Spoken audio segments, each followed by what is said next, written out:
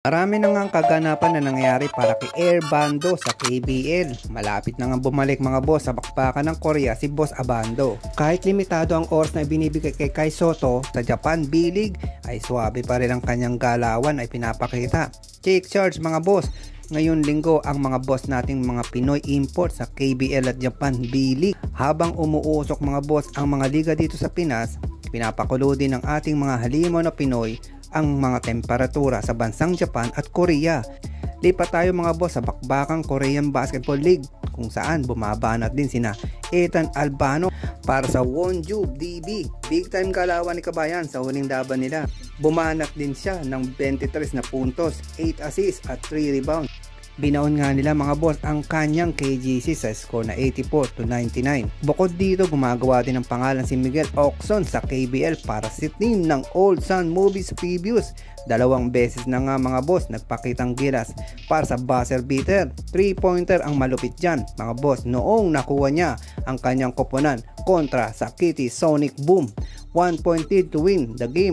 At sa recent game nila kontra sa championship contender team na SK Knights, half-court buzz beater mga boss. Sa uling segundo ng unang quarter, ang kobuan ng game, panalo din naman sila sa score na 92-89. Umiscore nga siya mga boss ng 14 points, 3 assists at 2 rebounds sa loob lang ng 42 minutes.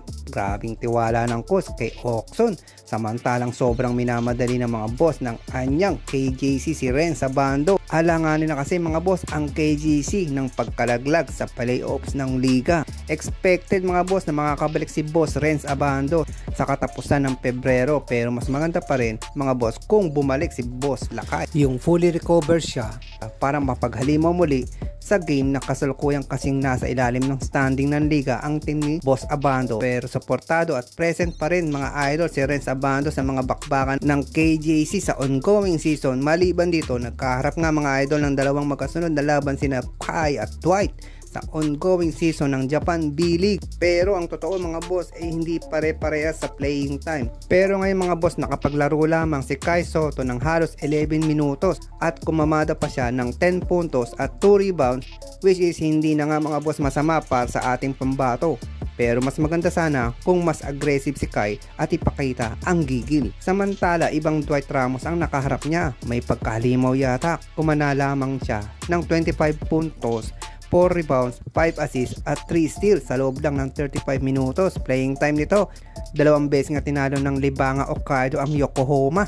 Ano nga masasabi niyo sa galawan nga ni Kai Sotto? Malaki na bang pagbabago ng galawan niya? At dapat bang madaliin ang recovery nila kay Renz Abando para masalang agad?